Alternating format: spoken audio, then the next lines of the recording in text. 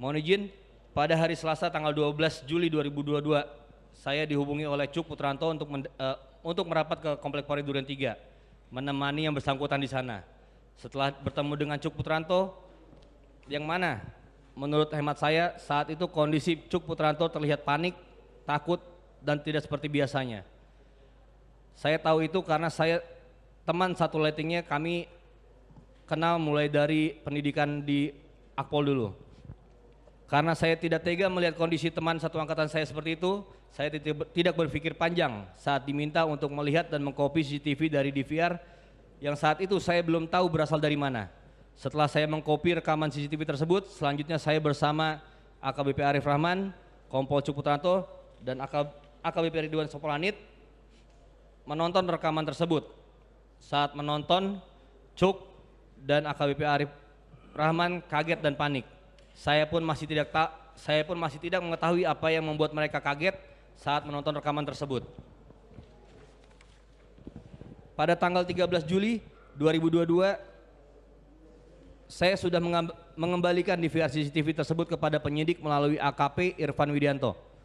Setelah saya mengembalikan CCTV tersebut, saya bertemu dengan AKBP Arif Rahman dan beliau menyampaikan kepada saya bahwa ada perintah dari Pak Ferdi Sambo untuk membersihkan file yang ada di flash disk dan di laptop, dan terdapat penekanan dari Pak Ferdi Sambo, apabila sampai bocor maka kalian berempat yang bertanggung jawab. Saat itu saya melihat ada keraguan dan beban di wajah AKBP Arif Rahman karena saya mengajukan inisiatif untuk melakukan backup, dan ternyata usulan saya tersebut disetujui oleh AKBP Arif Rahman. Dan saya kemudian sepakat untuk menyimpan file backup di hard disk eksternal. Saya hanya berniat membantu Cuk Putranto yang pada saat itu menjabat sebagai Sepri Kadif Propam yang dianggap orang terdekat Pak Ferdi Sambo. Dan dikarenakan saya membantu Cuk Putranto, orang banyak beranggapan, berasumsi, bahkan mengkonstruksikan bahwa saya sebagai orang terdekat Pak Ferdi Sambo. Sehingga akibat asumsi tersebut, saya adalah orang ketiga yang disidang kode etik dengan hukuman pemberhentian tidak dengan hormat (PTDH). Yang mana sesungguhnya saya tidak mengenal secara pribadi Pak Ferdi Sambo. Mohon izin yang mulia, pada saat pertama kali saya diperiksa oleh tim sus, saat itu juga saya langsung dituduh untuk melakukan pengerusakan terhadap DVR CCTV tanpa alasan atau bukti yang jelas. Hingga hari itu saya tidak paham apakah karena saya membantu Cuk Putranto yang saat itu merupakan Spri dari Kadif Propam yang dianggap orang terdekat Ferdi Sambo, sehingga saya pun dianggap memiliki kedekatan dengan Ferdi Sambo. Sehingga serta-merta kami memiliki niat yang sama.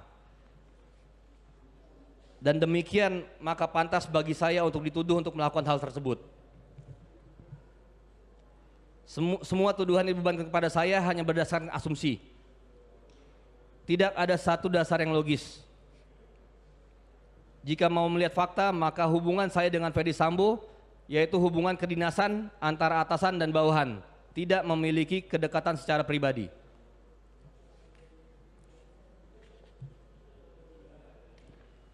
Mohon izin, pada saat pemeriksaan di Irsus, tim sus, saya sempat menyampaikan kepada salah satu perwira tinggi Polri, karena saya dari awal sudah dituduh, dan saya sampaikan apabila jenderal memerintahkan saya untuk mengakui bahwa saya yang merusak, saya siap mengakui.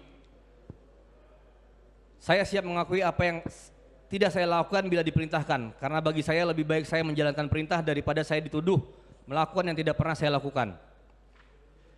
Saya membantu Cuk Putranto dengan cara mengcopy rekaman CCTV yang terdapat dalam DVR yang pada saat itu belum menjadi barang bukti, dan sampai sekarang juga DVR tersebut tidak berstatus barang bukti. Selama beberapa bulan persidangan ini, saya tidak pernah melihat penetapan sita DVR glance yang saya copy. Pada saat pertama kali diperiksa oleh penyidik, setelah laporan polisi dibuat, saya langsung menjelaskan secara rinci apa yang saya ketahui, mulai dari mengcopy, menonton, dan menyerahkan DVR kepada penyidik Polres Jakarta Selatan. Saya tidak pernah menutupi fakta. Saya tidak pernah merintangi fakta. Saya memiliki niat yang tulus membantu para penyidik dengan memberikan salinan rekaman CCTV tersebut. Walaupun saya harus melawan rasa takut saya untuk melawan kuasa seorang kadif propam. Tapi niat saya untuk membantu malah membuat saya sampai ke persidangan hari ini. Niat saya membantu penyidik malah membuat seluruh keluarga saya harus menanggung malu. Inilah satu kenyataan bahwa sekeluarga dipermalukan karena saya telah berniat baik.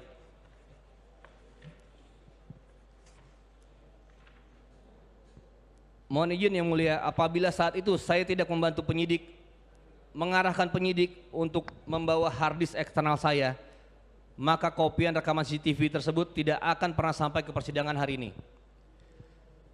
Saat datang ke rumah saya, penyidik hanya mencari flash disk yang saya gunakan untuk mengkopi rekaman CCTV Komplek Polri Duren 3.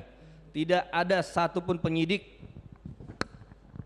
yang mengetahui bahwa saya memiliki harddisk. Saya bisa saja memilih untuk membuang harddisk tersebut atau meminta orang untuk menyingkirkan harddisk tersebut. Tapi saya tidak melakukan itu. Saya dengan niat baik dan secara sukarela meminta penyidik untuk mengambil harddisk eksternal dari istri saya, kemudian membawa harddisk tersebut untuk diperiksa oleh penyidik. Saya mengetahui jelas bahwa ada file atau data hasil backupan rekaman tersebut di dalam harddisk eksternal dan polisi akan menemukannya. Mohon izin yang mulia Majelis Hakim, inilah cerita yang sebenarnya, bukan cerita yang beredar, yang banyak beredar, yaitu istri saya yang secara tidak sengaja menyerahkan harddisk seolah menanyakan apakah penyidik mau sekalian membawa harddisk, sehingga muncul istilah tangan Tuhan istri Kompol Baikuni tiba-tiba menyerahkan harddisk. Setelah penyidik menemukan kopian rekaman CCTV tersebut, saya langsung dijadikan tersangka.